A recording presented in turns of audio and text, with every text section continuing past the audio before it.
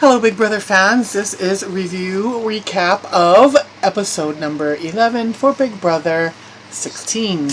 We start with a creepy Caleb giving Amber his two blankets. You know, they had to sleep in the have-not room, which is the ice room, which is extremely cold, and they aren't given anything in terms of padding. You know, it's like some kind of hard plastic that they're sleeping on, but they are given two blankets, and then they can most of them are using like these really thick cotton HOH and or like bath robes kind of thing. And so he gives that to her in the middle of the night, and of course he uses that against her, that she didn't thank him for giving up his two blankets. And I don't know, it just gets creepier and creepier. And I mean, I've watched everything that goes on in that house, and he's kind of freaky scary. And there's a new show coming on CBS called Stalkers. I think it's going to star Caleb. And I think that Amber might be an unfortunate victim, because, I mean, he kind of scary. Anyway, Cody gets in Donnie's ear about Caleb and that his biggest fault is Amber, and they both agree that he seems to be the person to try to target, since Devin will always be a target no matter what, and he doesn't have any alliance, members anymore, and, he pretty much dug his grave. And so anyway, it continues going around the entire, house, and he goes to Cody, brings it up to Derek, and then to Zach, and then I mean, it just gets around the house. And it they do this every week because they want you to doubt that perhaps Devin might not really be going home. There's that possibility, and there was a very slim possibility that Caleb could have been going home, because there was a little bit of talk amongst the girls that they were considering voting him out and then blaming their votes on to other household members, and that could get scary, in terms of when stuff like that kind of happens. But anyway, Devin and Cody talk, and Devin, Cody thinks he's a really good guy underneath all of this, and he lost himself there for a little while, but he pretty much is kind of afraid at this point of Caleb. And it's not like a physical, not like a physical kind of I'm afraid. It's more I'm gonna be his target because of his blind love of this girl who happens to like Cody. So he becomes, unfortunately, a target because of that, and he has nothing to do with that. Well, one thinks he doesn't have anything to do with it, but he does kind of set himself up, because he does spend quite a lot of quality time with our old girl, including up to last night. And you can see pictures of that on my website, of the little snuggle session. Anyway, they all talk to one another. Cody talks to Zach again, then Zach goes and talks to Frankie, then Frankie goes to Christine, then Frankie goes to Derek and says that a couple of people are talking about, Devin staying. And while they kind of agree, it doesn't really matter, blah, blah, blah, if he doesn't win, we can vote him out. But they still always maintained Devin would be their target.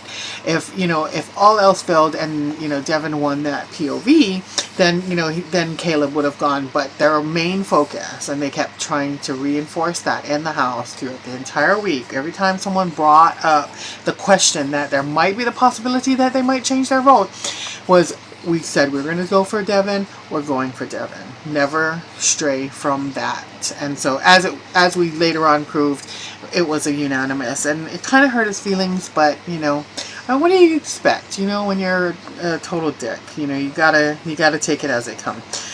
Jeff went to. I love Jeff. I think he has Jeff Schroeder. From I can't even tell you the season he was in All Stars, wasn't he, as well?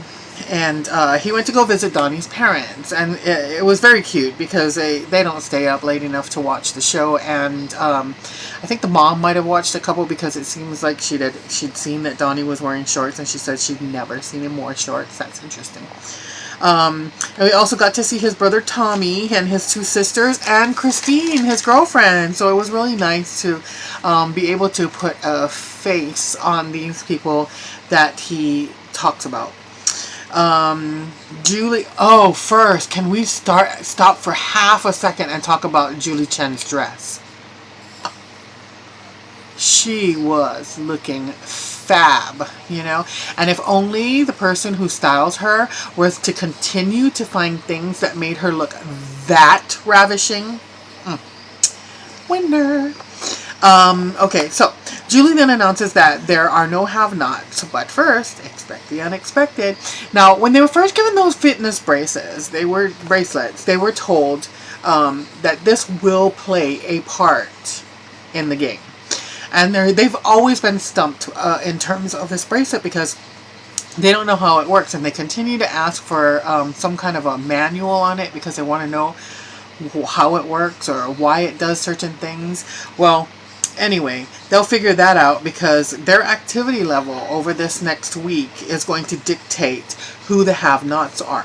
And that's interesting. And that's why I'm glad that they don't have-nots this week because, you know, the having to take in the slop and whatever, you know, it does tend to drain their energy, as well as the fact that, you know, sleeping in that ice room, that's not good.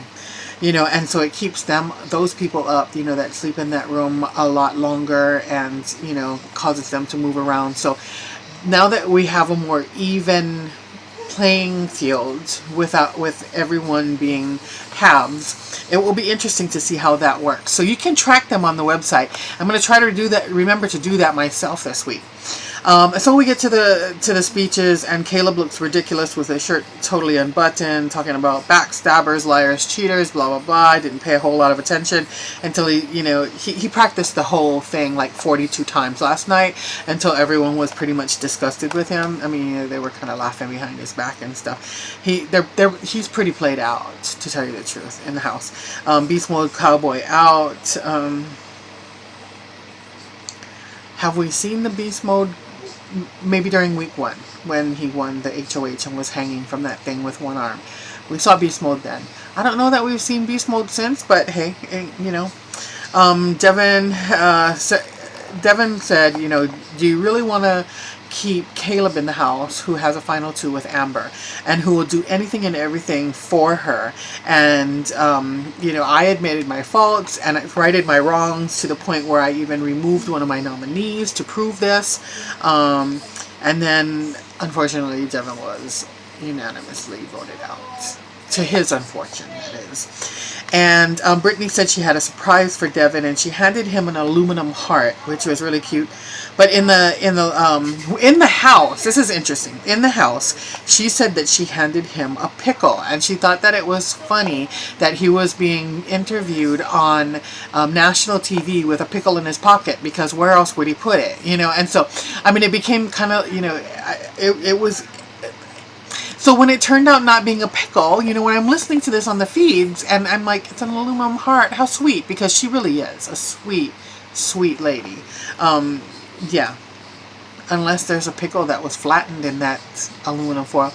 I don't know. I don't think so.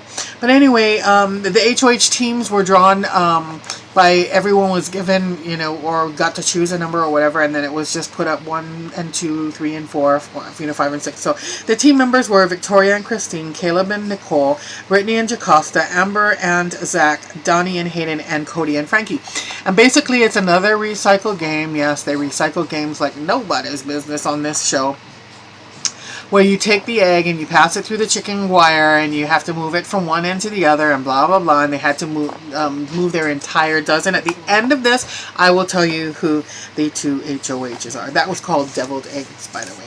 I don't understand the point of raining ash down on them. I mean, I could understand it if the ash was like sticky or wet or slippery, or, you know, something like that that would affect their grip on, you know, on the eggs. I don't understand it. But anyway, Team America was given the task by Us America to try and get out a physical threat. So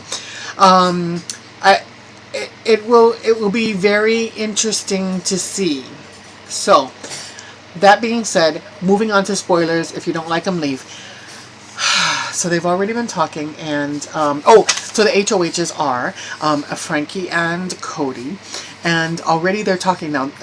Team America hasn't been given their tasks. I don't believe so yet, because it usually, last time it happened late in the evening when they call the HOH in, and then the HOH has to spread that, to the other Team Americas, or at least they think that they're being called in because they're the new HOH. So Frankie's probably going to be the one that's going to be told the task, and then he's going to have to spread it, give the message to Derek and then to Donnie.